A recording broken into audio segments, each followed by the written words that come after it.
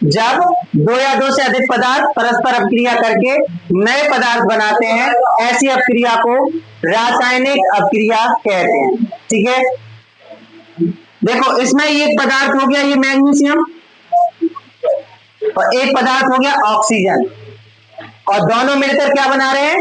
Magnesium oxide. अगर हम इसको केमिकली लिखें, फॉर्मूले के रूप में लिखें, तो ये हो गया मैग्नीशियम Mg प्लस O2। ठीक है, ये ऑक्सीजन हो गया। तो ये मैग्नीशियम और ऑक्सीजन मिलकर क्या बनाएंगे? देखो इधर दो रहेंगे मैग्नीशियम के अणु, क्या हो जाएगा? MgO, यानी 2MgO। ये तुम्हारा है मैग्नीशियम, ये है ऑक्सीजन, यानी ये मैग्नीशियम ये ऑक्सीजन मिलकर क्या बना रहा है? Magnesium oxide. ये क्या बन गया? Magnesium oxide. यानी दो पदार्थ मिलकर एक नया पदार्थ बना रहे हैं। ये क्या है?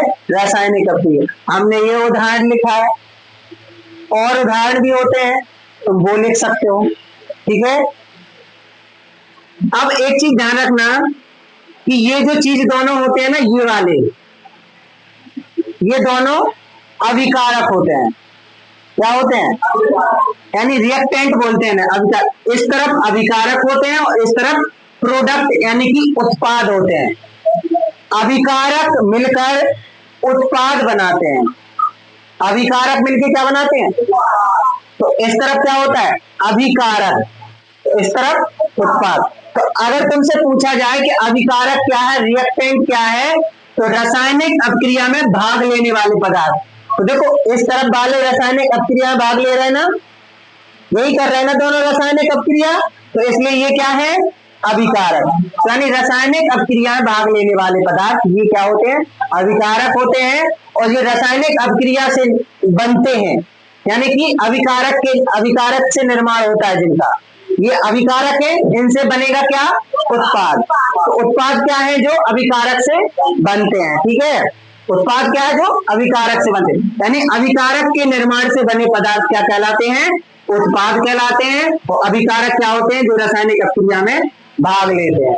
ठीक है, तो इस तरफ अभिकारक रहेंगे, इस तरफ उत्पाद रहेंगे। ठीक है, तो ये हमने तुम्हें उदाहरण बता दिया। एक बार फिर से समझ लो, जब दो या दो से अधिक पदार्थ परस्पर अपक्रिया करके, जब दो या दो से अधिक पदार्थ परस्पर अपक्रिया करके नए पदार्थ का निर्माण करते हैं, रासायनिक अपक्रिया कहलाती है। ठीक है, ये हमने दो पदार्थ मिलाए हैं, नए पदार्थ का निर्माण हो गया, ये क्या होगी तुम्हारी?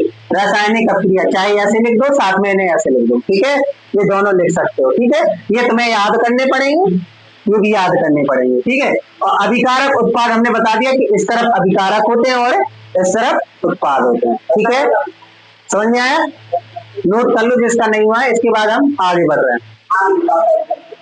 आगे बढ़े? अरे तो लिख लेना, समझ लेना। ठीक है, अब शांत हो जाओ। अभी हमने रासायनिक अपक्रिया पढ़ा था। क्या पढ़ा था? रासायनिक अभिक्रिया। अब रासायनिक अभिक्रिया के गुण, यानी कि जब रासायनिक अभिक्रिया होती है तो हमें क्या क्या देखने को मिलता है। ठीक है, तो सबसे पहले रासायनिक अपक्रिया में अवस्था में परिवर्तन। जब रासायनिक अपक्रिया होगी तो अवस्था भी बदलेगी।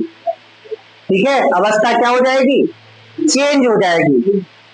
जैसे कुछ रासायनिक अपक्रियाओं में अवस्था परिवर्तन होती है। जब रासायनिक अपक्रिया होती है, तो क्या होता है? अवस्था में परिवर्तन। यानी कि कागज है, एक सफेद कागज, उसे जला दो तो राख बन जाएगा। पहले एक कागज था, अब राख हो गया है। अवस्था में परिवर्तन हुआ ना। पहले कैसा था? एक कागज का टुकड़ा था, अब राख हो गया है, तो अवस्था में परिवर्तन हो गया ना। ठीक है, रंग में परिवर्तन।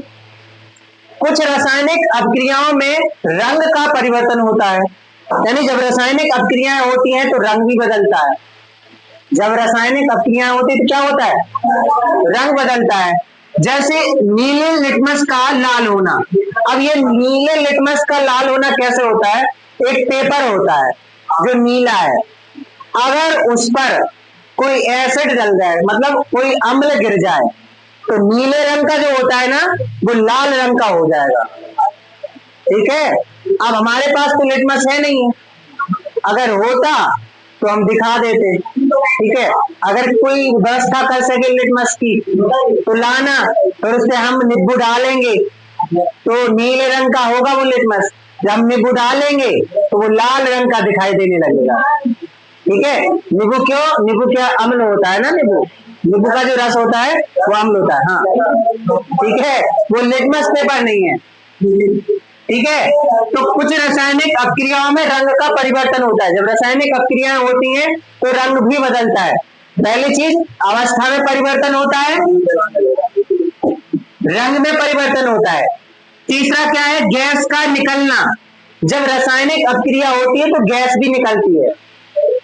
जब रासायनिक अभिक्रिया होती है तो क्या निकलती है, गैस। ठीक है, गैस निकलती है। कुछ रासायनिक अभिक्रियाओं में गैस का निकलना, जैसे धातु है, मान लो कोई धातु है, जिंक धातु हो गई।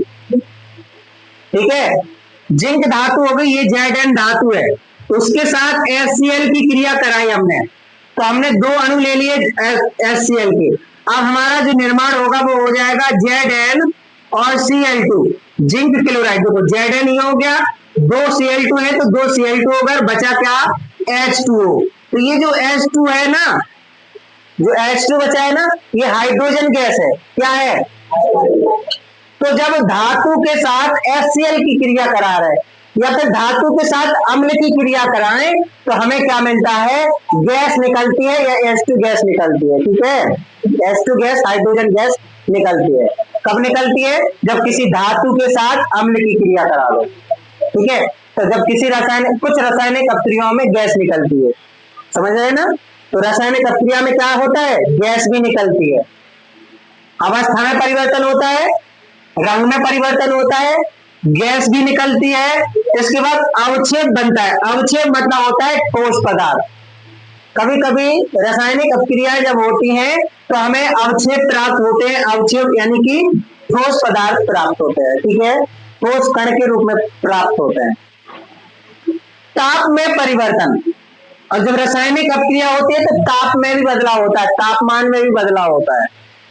कुछ रासायनिक अभिक्रियाओं में तापमान में भी परिवर्तन होता है, यानी ताप में परिवर्तन होता है। कैसे, अगर हम जल और चूना की क्रिया कराएं तो जल यानी कि जैसे चूना हो गया CaO, ये कैल्शियम ऑक्साइड क्या होता है, चूना, जो अपन लोग दुकान पे जाते हो दीपावली के टाइम पे खरीदने के लिए, तो वो चूना होता है।